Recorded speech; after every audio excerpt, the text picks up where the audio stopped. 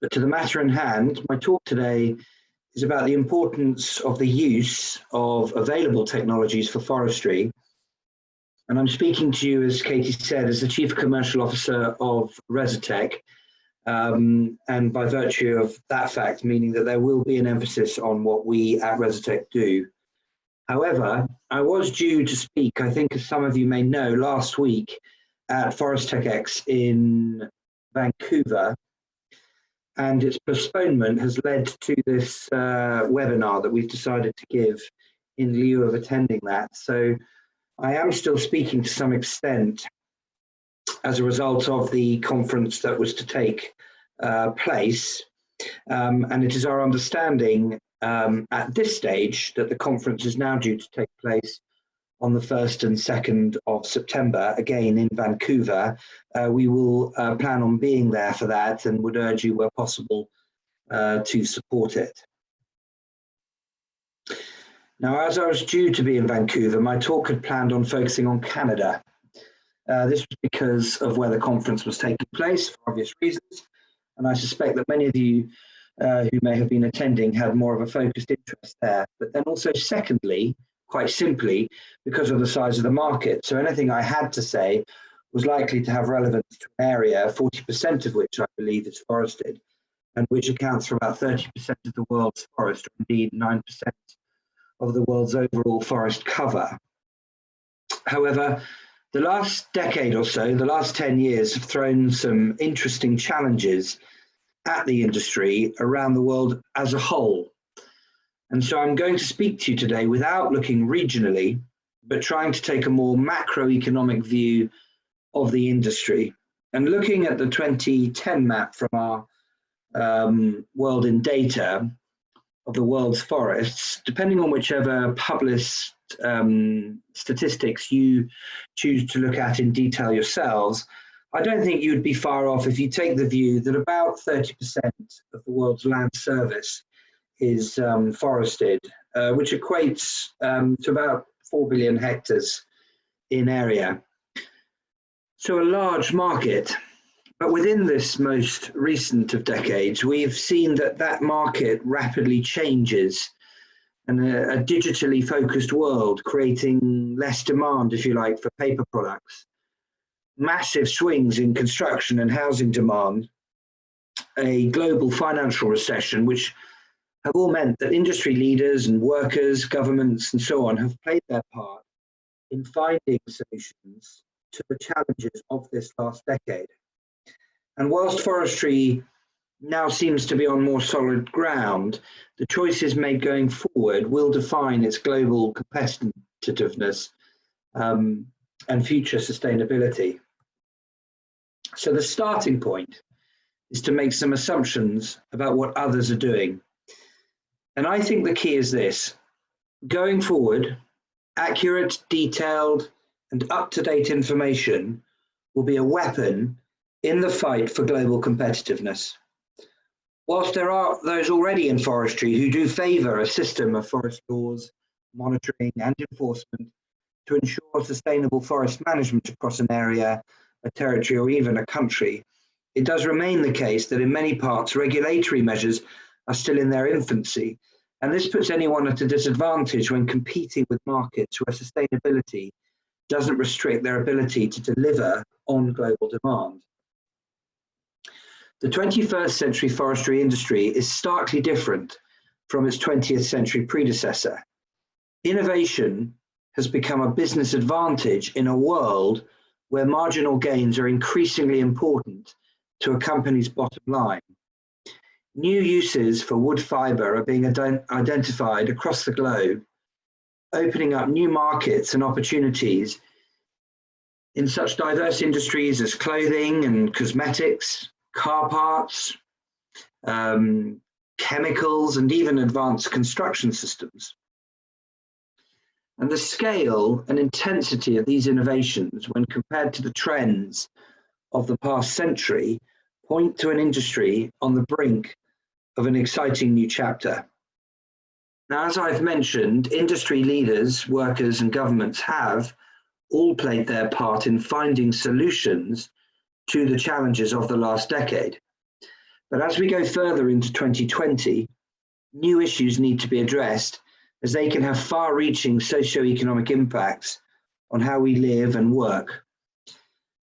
But to be very clear, my talk today is not focusing on coronavirus, nor is it intended to try and benefit from what is an increasingly serious issue that would not be appropriate. But we must not close our eyes to the reality of what impact this will have on our lives, whether it be in the short or long term. And the attention technologies that allow us to operate far more remotely and independently is going to grow. And as the technologies largely exist already, it's a case of when a particular forestry company adopts them, and indeed to what extent. In the early 1970s, two commercial forestry companies made different strategic decisions when deciding on the future direction of their businesses. This is a true story, but for the purposes of today's discussion, I'm calling them Company A and Company B. At that time, both companies produced lumber and plywood purchased from national state forests. Company A, at its annual strategic workshop, decided to proceed with business as usual and continued to purchase timber from the national forest as it always had done. Company B made a different strategic decision. It would initially continue to purchase timber from the national forests, but with the intent to become completely self-sufficient in a 10-year time frame. This decision meant it had to commence with a difficult and expensive program of timberland acquisition, the costs of which resulted in the company initially realizing much lower profits than Company B was enjoying to that point. Then, in 1991, a court suspended nearly all timber harvesting from national forests, referring to wanting to see a workable plan for protecting the northern spotted owl and other old-growth dependent wildlife and plant species.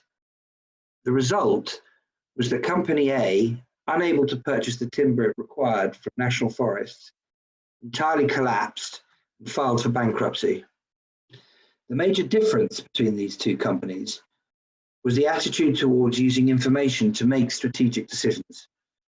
Company A relied on its board of directors to make strategic decisions without any, if you like, other formal inputs apart from balance sheets and income statements. Company B created a full-time planning team to create simulation models that applied all possible risks and opportunities to build a series of short and long-term business plans, giving its board of directors a bird's eye view of the future and resulting in their difficult but successful decision to become self-sufficient. Information has always been at the heart of a forest manager's job. Knowledge of stand age, tree species, fire and storm damage, pest and disease, logging costs have all been essential for profitable forest management for decades. What is different now is a technology available for collecting, analyzing, and presenting this information, with particular emphasis on the frequency at which this information can be gathered. Most commercial forestry organizations need three types of information: information for strategic planning and analysis, information for short and medium-term planning, and information for operational management and control. A forestry agency that does not have up-to-date, data-accurate information about its forest cannot make effective strategic decisions in this day and age. This includes detailed information on forest boundaries, species, mensuration, and the location and condition of infrastructure. So increasingly, non-timber information, such as recreation potential and the condition of wildlife habitat, is also becoming important for strategic planning. And climate change is also a headline priority, with issues such as carbon loss becoming an important consideration. So from a strategic perspective, forestry organizations also require information not only for their own forest, but also for the forests of competing and client organizations, or those on which they depend for raw materials. So the adoption of information technologies is now firmly and irreversibly part of forest management, and finding innovative approaches to forest management and distilling these into competitive business models are fast becoming business advantages. Forest managers need at least to understand the strategic and tactical implications of technologies such as geospatial analytics, satellite-derived landscape intelligence that provides essential data for business imperatives such as species mapping, mensuration, accessing the severity of fire damage, identifying the prevalence of pest and disease, as well as mill logistics optimization. This kind of information changes the game. How can and does this kind of knowledge contribute to increased awareness, ability to react, make things more efficient, and ultimately to maximize profit? No longer having to rely on 5 or 10-year-old data, but instead having access to up-to-date data from the current season would introduce more immediate information into the decision-making process, allowing for increased agility and more opportunities for tactical planning. So whether it's synthetic aperture radar, and for this purposes, every time I say synthetic aperture radar, which is a bit of a mouthful, I'm going to be referring to that as being SAR radar or just SAR. Looking at structure in multiple polarizations or multispectral data, looking for chemical composition, whether it is being matched, compared and aligned with LiDAR, ground data, and cruising information. The point is that the ability to do so is here, not necessarily at the expense of a bottom line cost, but certainly at the expense of the theme of my talk to you today, namely that old data can become that wildfire you didn't see coming. Now you can see things coming, you can react, and you can update as frequently as you need to.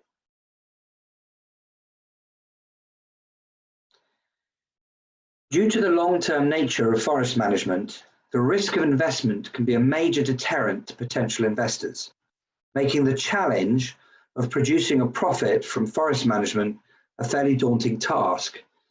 However, the impact of globalization in effect now forces forest owners to seek new forms of competitive advantage. And this has resulted in expanded business opportunities, which provide competitive advantages and improved business performance. And this has largely come from increased access to up-to-date information. In forestry, the stakes are fairly high.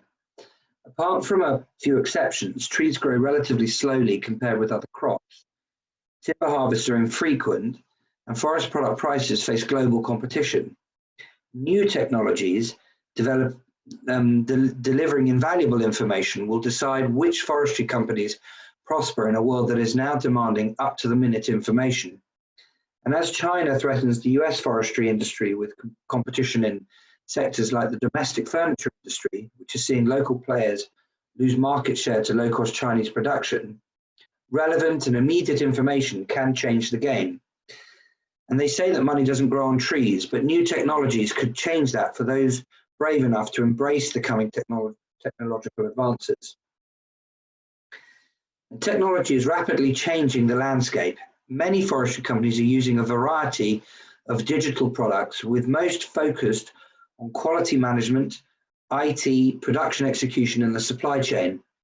However, companies are now shifting their focus to other technologies, including analytics, artificial intelligence, and advanced process control, or APC. And around the world, many of the forestry companies are small operations, assuming that they do not have the capital to acquire innovations, seeing innovation as a capex-intensive play. But we take the view that that's a flawed assumption, especially in a subscription world. To remain competitive, forestry companies will need to keep pace with state-of-the-art technologies. A government report published in 2017 in Canada showed that wildfires and the area burnt had increased nearly 3 times compared to 2016. Wildfires were less of a concern than pests, which impacted around 5% of forests. So climate change threatens to create conditions for more and stronger fires, as well as the spread of pests, and this threat puts the risk of growth in the sector. So technologies like geospatial analytics, the gathering, display and manipulation of imagery, GPS, satellite photography and historical data makes it possible and cost effective to monitor a large forest in its entirety, technology not previously available to the forestry sector, certainly not to the degree that it is today. Using medium and high resolution optical and radar satellite data, forests can be analysed and companies can be provided with access to valuable insights, allowing for informed and strategic decision making by owners and managers of forested land. This can be done frequently, can be done automated, it can be unlimited to a particular area of interest, however remote, can look back historically for comparison and validation, and can be client-led in terms of a particular need to know. So with these technologies, it becomes increasingly cost-effective and easy to assess the severity of fire, for example, by quickly establishing which areas are salvageable, assess the count, volume, and value of affected trees, accurately date the damage and its progress over time, all while accurately mapping the location of the fire damage. This technology can also produce frequent, detailed health assessments of individual forests, identifying abnormalities that may include stress due to pests or disease. And forest management is a good example of how technology can deliver more accurate information on which more strategic decisions can be made. The physical conducting of a forest inventory hasn't changed much since it was first done in the 1900s, with teams out in the woodlands of interest taking down data, whether it be with pencils and a pad of paper or latterly, of course, with tablets. Diameter, height and species is measured in small sample plots to estimate what is in the forest as a whole, and it is essential for forest management purposes. It's also time-consuming and costly, hence the notion of it being on a sample basis, leaving forest managers having to work with information that can be difficult to ensure sustainable forest management against, and which under some conditions of law could actually put these companies under risk of government fines or legal disputes. Resitec accepts the importance of ground data. We use it for modelling and calibrating. But the technologies in place now allow for this ground data to be more consolidated, less intensive, and useful for a longer periodicity, whilst also applying the information that's gathered to other solutions, such as pest and disease spread, which was not previously so tangible. So if we turn to a couple of the Resitec specific examples now, just to put this all into context, firstly, I'll spend a minute or two on tree species mapping. This specialist forestry data product used for mapping and the distribution of tree species is derived by analysing optical and synthetic aperture radar satellite data, or SAR as we'll call it, to model the spatial distribution and proportions of discrete tree species within a target area. Users can easily identify the mix of species present within an area and the spatial variations that exist. Optical and SAR imagery are used in a machine learning algorithm using a classification training database of species.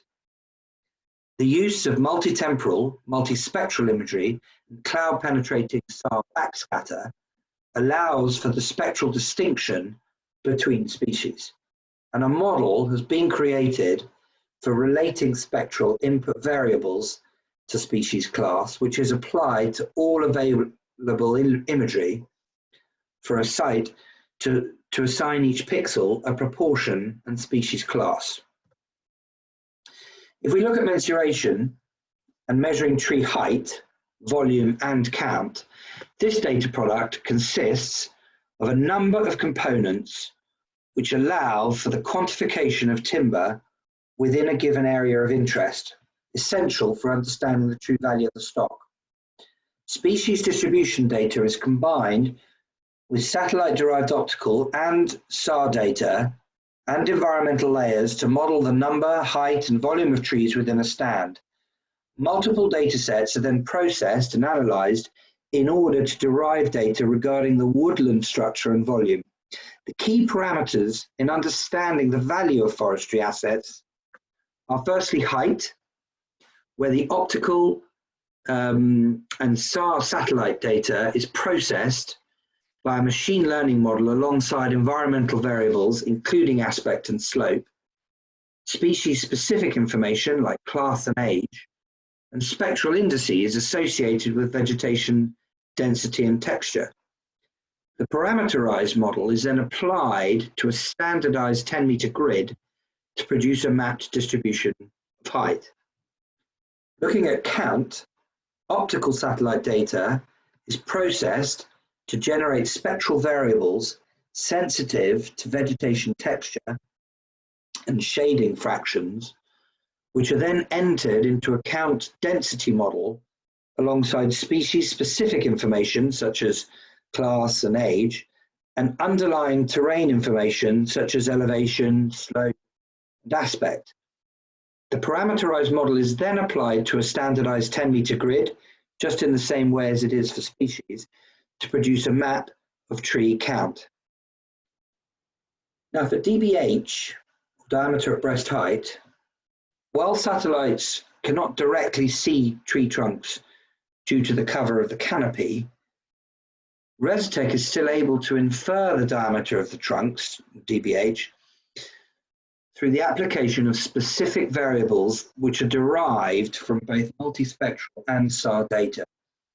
Specifically for DBH, indices are derived from the SAR data which are sensitive to the tree structural components of trunks and branches, and these are directly intersected with ground-based plot information, hence my reference earlier to the importance of that ground-based activity and plot collection data, and inputted into a machine learning algorithm which is then able to establish a relationship between what is seen in the satellite data and the ground plot level in order to train and calibrate the model for then application across the whole satellite image extent.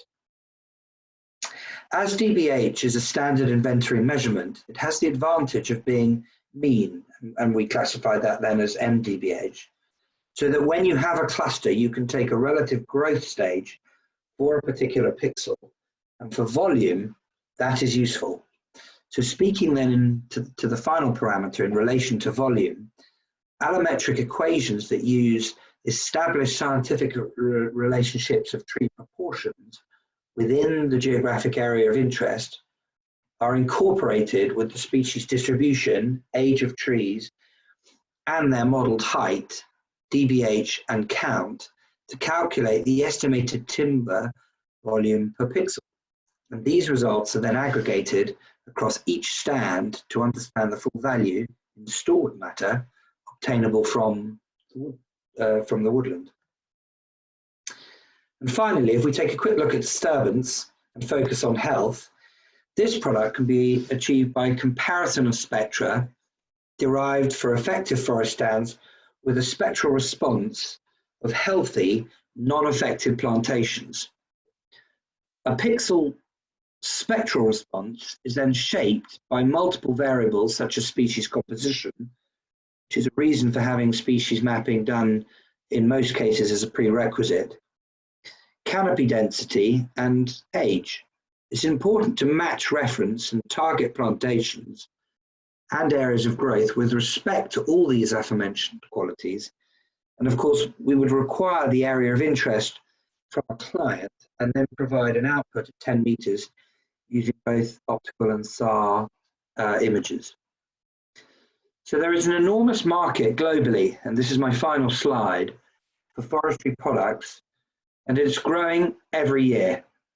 After a fairly tough decade, the prospects for a new prosperous era look achievable even in current climate conditions, but need to be considered in a global marketplace where access to information will define who can keep up with a world hungry for natural resources.